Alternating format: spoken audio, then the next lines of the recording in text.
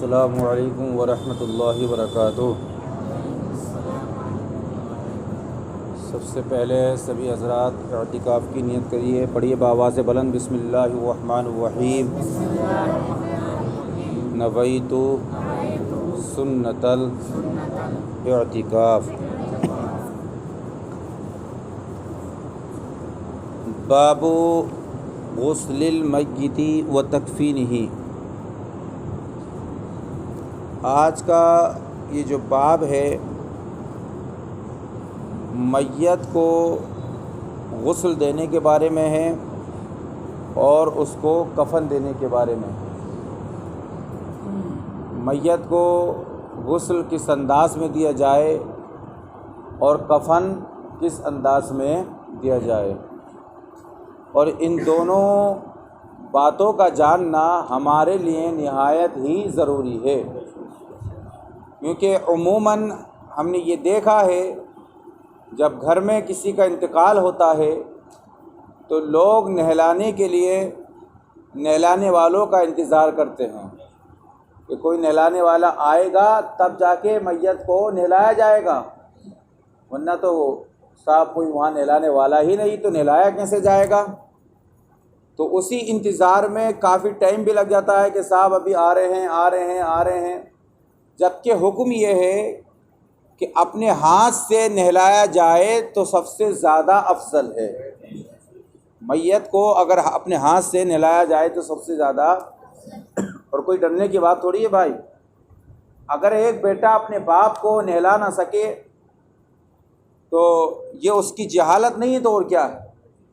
کم سے کم اتنا علم دین سیکھنا کہ جس سے ہم اپنی زندگی کے مسائل حل کر سکیں، یہ ہر مسلمان مرد عورت پر فرض ہے۔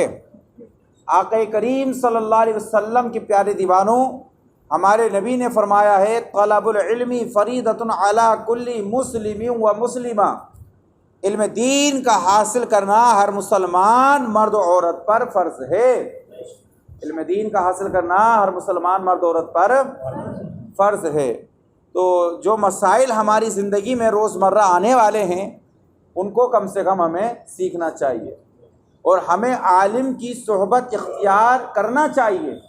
یہ نہیں کہ خالص کام کے چکر میں اتنے ڈوب گئے، اپنے کام میں اتنے مسترک اور بزی ہو گئے کہ ہمیں نہ نماز کا پتہ، نہ روزے کا پتہ، نہ زکوٰۃ کا پتہ، نہ مسائل حج کا پتہ، نہ غسل و تجہیز و تکفین کا پتہ، کچھ ہمیں پتہ نہیں۔ یہ ساری کمیاں کیوں ہیں؟ کیونکہ ہم علماء سے دور ہیں۔ اگر ہم ان سے قریب رہیں گے تو انشاءاللہ کچھ نہ کچھ ہم سیکھتے بھی رہیں گے۔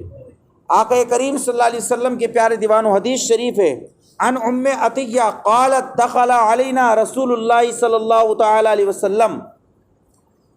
آقا کریم صلی اللہ تعالی علیہ وسلم کی پیاری صحابیہ ہیں، یہ بیان فرماتی ہیں، جن کا نام ہے حضرت ام عطیہ۔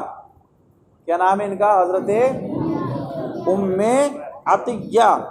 یہ وہ صحابیہ ہیں جو جنگ کے موقع پر اکثر آقا کریم صلی اللہ تعالی علیہ وسلم کے ساتھ شریک ہوا کرتی تھیں، کیونکہ اس وقت اجازت تھی، اور جو زخمی لوگ تھے ان کی پٹی کا کیا کرتی تھی۔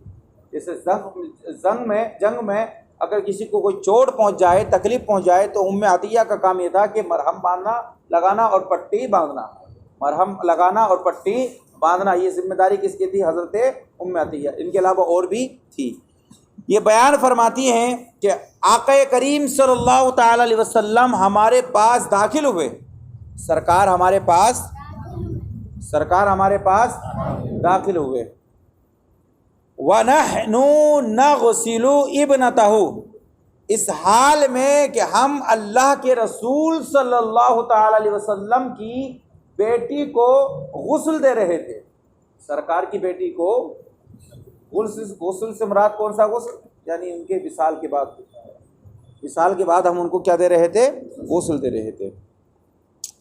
تو یہ بیان فرماتی ہیں کہ ہم آقا کریم صلی اللہ علیہ وسلم کی بیٹی کو غسل دے رہے تھے۔ اور یہ کون سی بیٹی ہیں؟ تو حدیث شریف میں آتا ہے یہ سرکار دو عالم صلی اللہ تعالی علیہ وسلم کی سب سے بڑی بیٹی ہیں، جن کا نام ہے حضرت زینب۔ کیا نام ہے؟ یہ حضرت ابو العاص بن ربیع کے نکاح میں تھی، اور ایک قول کے مطابق آقا کریم صلی اللہ علیہ وسلم کی بیٹی ام کلثوم کو غسل دیا جا رہا تھا۔ ایک قول تو حضرت زینب کا ہے اور ایک قول کس کا ہے؟ حضرت ام کلثوم رضی اللہ تعالی عنہا کا، یہ جو کہ حضرت عثمان بن عفان کی نکاح میں ہے۔ لیکن مفتب قول یہ ہے کہ آقا کریم کی پیاری بیٹی حضرت زینب رضی اللہ تعالی عنہا تھیں، جو کہ حضرت عمرو بن عاص بن ربیع کے نکاح میں موجود تھی۔ ان کا وصال ہو گیا سن 8 ہجری میں، سن 8 ہجری میں ان کا کیا ہوا؟ وصال ہوا۔ تو حضرت ام عطیہ بیان فرما رہی ہیں کہ ہم ان کے گھر میں تھے، ہم ان کو غسل دے رہے تھے، تو سرکار ہمارے پاس کیا ہوئے؟ داخل ہوئے۔ سرکار ہمارے پاس داخل ہوئے، یہ نہیں کہ جس جگہ غسل دیا جا رہا، بلکہ جہاں غسل دیا تھا اس سے باہر آقا کریم وہاں پر کیا ہے؟ موجود ہوئے۔ ورنہ تو پردہ بیٹی کے لیے جن چیزوں کا چھپانا غیروں سے ہے، اسی طریقے سے باپ سے بھی چھپایا جائے گا، وہ تو رسول اللہ ہیں، آقا کریم ہیں صلی اللہ تعالی علیہ وسلم۔ تو یہ بیان فرماتی ہیں فَقَالَ أَغْسِلْنَهَا ثَلَاثًا أَوْ خَمْسًا أَوْ أَكْثَرَ مِنْ ذَلِكَ، تو اس موقع پر ہم سے اللہ کے رسول صلی اللہ تعالی علیہ وسلم نے فرمایا، اے ام عطیہ تم میری بیٹی کو 3 مرتبہ غسل دو یا 5 مرتبہ، یا ہو سکے تو 5 مرتبہ سے زیادہ پانی اور بیری سے تم ان کو غسل دو، پانی اور بیری سے غسل دو۔ تو کتنی مرتبہ ہے غسل دینے کا حکم؟ 3 مرتبہ، 5 مرتبہ، یا 5 سے زیادہ 7 مرتبہ، اس سے زیادہ حکم نہیں۔ یاد رہے گا آپ کو بھئی کتنی مرتبہ؟ سب بول دیجئے، 3، 5 اور 7 مرتبہ، ہے نا، اس سے زیادہ نہیں دینا چاہیے۔ آقا کریم صلی اللہ علیہ وسلم نے فرمایا پانی سے اور بیری سے۔ اب آپ نے دیکھا ہوگا جب نہلانے کی تیاری ہوتی ہے اور پانی کو چولہے کے اوپر رکھا جاتا ہے تو پانی کے اندر بیری کے پتوں کو بھی ڈالا جاتا ہے۔ اس کی کیا وجہ ہے؟ تو اس کی 3 وجہ بیان کی ہیں علماء محدثین نے، توجہ ہے، اس کی کتنی وجہ بیان کی ہیں؟ 3 وجہ۔ ایک تو یہ کہ بیری کے پتے سے جسم کا میل صاف ہوتا ہے، جسم پر جو میل اور کچیل ہوتا ہے وہ بیری کے پتے سے جلدی صاف ہو جاتا ہے، اور سر میں جو جوئیں وغیرہ ہو جاتی ہیں وہ بیری کے پتوں کے ذریعے سے نکل جاتی ہیں۔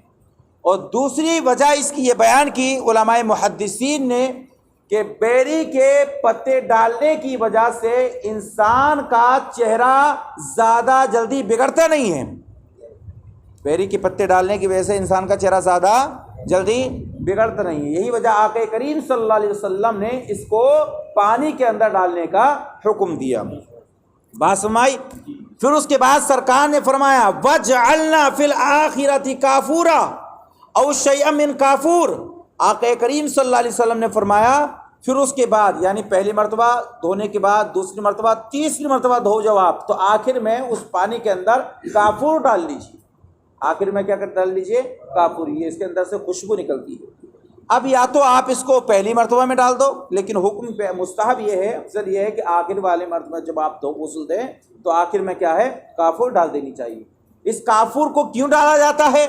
تو علماء محدثین بیان فرماتے ہیں کہ کافور کے ڈالنے سے کافور سے کیڑے مکوڑے جلدی اثر نہیں کرتے، اس لیے کافور ڈالنے کا ہمارے نبی نے ہم کو حکم عطا فرمایا۔ یہ بہت اہم باتیں ہیں جن کا سیکھنا ہمارے لیے نہایت ضروری ہے۔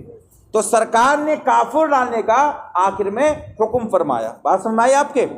سرکار نے فرمایا فَإِذَا فَرَغْتَنَّ، جب تم غسل دینے سے فارغ ہو جاؤ، اے ام عطیہ جب تم غسل دینے سے فارغ ہو جاؤ، جب تم غسل دینے سے فارغ ہو جاؤ فآذننی، تو تم مجھ کو اطلاع دینا۔ حضرت ام عطیہ بیان فرماتی ہیں فلما فرغنا، جب ہم غسل دینے سے فارغ ہوئے، آذناہ، تو ہم نے سرکار کو اطلاع دی، فالقى الینا حقبہ، تو سرکار نے ہماری طرف اپنا تہون شریف ڈال دیا۔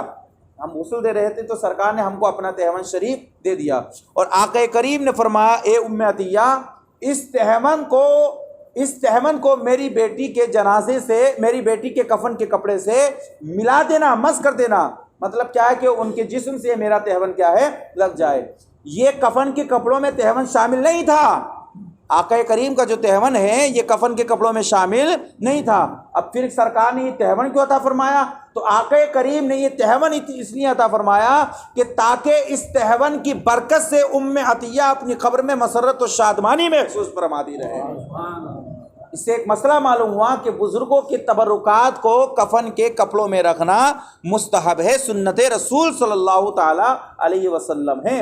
آپ کو معلوم نہیں، جب حضرت یعقوب علیہ نبی علیہ السلام کے بھائی بیٹوں نے حضرت یوسف علیہ السلام کو کنویں میں ڈال دیا تھا، تو حضرت یوسف کی جدائی پر حضرت یعقوب علیہ السلام نے اتنا غم کیا تھا کہ آپ کی آنکھوں کی بینائی سلب ہو گئی تھی، آپ نابینا ہو گئے تھے، آپ کو دکھنا بند ہو گیا تھا۔ تو ایک قاصد نے جب یوسف علیہ السلام کی قمیص کو آپ کے اوپر لا کر ڈالا تو آپ نے اس کی خوشبو کو پایا، تو یوسف علیہ السلام کی خوشبو کی برکت سے اللہ تبارک و تعالیٰ نے یوسف علیہ السلام کے والد حضرت یعقوب علیہ السلام کی بینائی کو دوبارہ واپس عطا فرما دیا۔ آپ اندازہ تو لگائیے، جب یوسف علیہ السلام کی قمیص کی برکت کا یہ عالم ہے کہ اگر نابینا یعقوب علیہ السلام اپنی آنکھوں سے مس کر لیں تو اللہ تبارک و تعالیٰ ان کی بینائی کو واپس فرما دے، تو جس رسول کے صدقے میں یوسف نہیں بلکہ یوسف کے والد کو بھی پیدا فرما گیا، ان کے والد کو بھی پیدا فرما گیا، ساری کائنات کو پیدا فرما گیا، اگر اس نبی کے جسم سے لگا ہوا کپڑا مرنے والے کے جسم سے ٹچ ہو جائے تو کیا اللہ تبارک و تعالیٰ ان کو سکون عطا نہیں فرمائے گا؟ کیا اللہ ان کی قبر میں آرام نہیں عطا فرمائے گا؟ کیا اللہ ان کی قبر کو منور نہیں فرمائے گا؟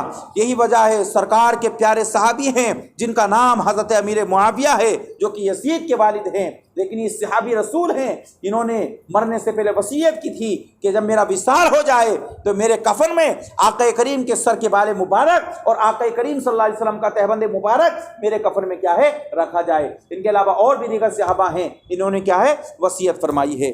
آقا کریم صلی اللہ علیہ وسلم نے فرمایا کہ اس تہبند کو ڈال دیا، انہوں نے اس تہبند کو آپ کے کفن سے ملا دیا۔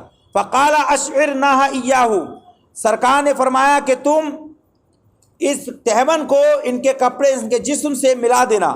وفی روایت، اور ایک روایت میں یہ ہے سرکار نے فرمایا اغسلناها وترا، اے ام عطیہ ان کو تم طاق طریقے سے غسل دینا، 3 مرتبہ یا 5 مرتبہ یا 7 مرتبہ۔ اور سرکار نے فرمایا وابدأنا بمیامنہا، اور تم دائیں طرف سے شروع فرمانا، غسل کی طرف سے ہو داہنی طرف سے۔ یاد رہے گا مسئلہ بھائی، بھولیں گے تو نہیں؟ خدا نہ کرے، اللہ ہم دعا کرتے ہیں اللہ تبارک و تعالیٰ آپ کے اہل خانہ کی عمر میں بے پناہ برکت عطا فرمائے، لیکن موت کا پیالہ اور موت کا ذائقہ ایک نہ ایک دن ہم کو کیا ہے چکھنا۔ اگر ایسا نمبر خدا نہ خواستہ آ جائے تو ہمیں غسل کا سہارا لینے کے لیے کسی اور کے پاس نہیں جانا ہے بلکہ اپنے ہاتھ سے ہمیں غسل دینا ہے انشاءاللہ، ہے نا۔ تو آقا کریم نے فرمایا تم غسل دو تو داہنی طرف سے شروع کرو۔ غسل کہاں سے دینا چاہیے؟ داہنی طرف سے۔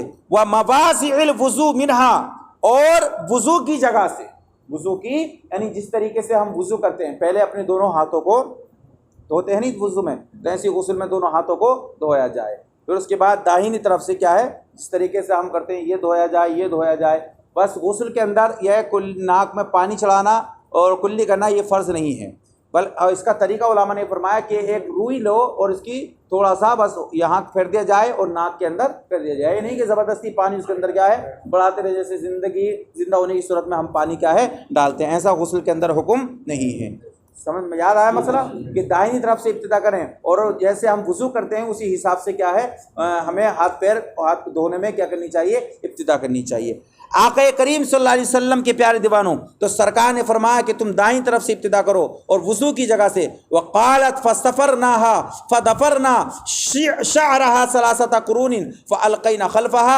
حضرت ام عطیہ فرماتی ہے کہ ہم نے ان کے بالوں کو 3 حصوں میں کر دیا اور تینوں حصوں کو ہم نے ان کے پیٹھ کے پیچھے کیا ہے ڈال دیا نہلاتے وقت سرکار کی بیٹی کو۔ لیکن ہمارے علماء محدثین نے فرمایا یہ حضرت ام عطیہ کا عمل تھا، اگر عورت کو غسل دیا جائے تو اس کے بالوں کو 2 حصوں میں کرا جائے، اس کے بالوں کو، اور ایک حصے کو اس کی سینے کی دائیں طرف اور دوسرے حصے کو بائیں طرف، اس کو اس طریقے سے کیا دیا جائے غسل دیا جائے۔ اب مرد کے بال تو اتنے بڑے ہوتے نہیں، چھوٹے ہوتے ہیں، تو اس میں بالوں کا تو کوئی مطلب ہی نہیں ہوا۔ بہرحال غسل دینے میں ہے نا، غسل یہ فرض کفایہ ہے، غسل جو ہے اپنے ہاتھ سے دینا کیا ہے افضل ہے، غسل میں کوئی زیادہ لمبی کوئی صاحب ترتیب نہیں ہے کہ اس کے اندر کوئی ہمیں جو ہے 12 کا پہاڑا پڑھنا پڑے گا. بس جس طریقے سے جو ہے ہم عمومی طور پر وضو کرتے ہیں اور غسل کرتے ہیں وہی اس کا کیا ہے طریقہ کار ہے. بس یہ کہ داہنی طرف سے کیا کرنی چاہیے, ہمیں ابتدا کرنی چاہیے. بس اتنا اس میں یہ ہے کہ جو موضع نجاست ہے اس نجاست کی جگہ کو پیٹ کو دبا کر ہمیں جو ڈھیلے وغیرہ لے لیتے ہیں اس کو بھی لینا چاہیے اور ڈھیلوں وغیرہ سے اس گندگی کو کیا ہے صاف کر دینا چاہیے. وہ کپڑا وغیرہ لگا کر کیا کرتے ہیں صاف کرتے ہیں. اور اس کے بارے میں اگر مزید جانکاری حاصل کرنی ہے تو آپ قانون شریعت وغیرہ انوار شریعت وغیرہ کا مطالعہ کر سکتے ہیں. اس کے اندر بالتفصیل غسل کے بارے میں مسائل بیان کیے ہیں. مجھے امید ہے کہ کچھ نہ کچھ آپ لوگوں کی سمجھ میں ضرور آیا ہوگا اور انشاءاللہ اس پر عمل بھی کیا جائے گا. دعا ہے بارگاہ رب العالمین میں مولا تبارک و تعالی ہم سب کو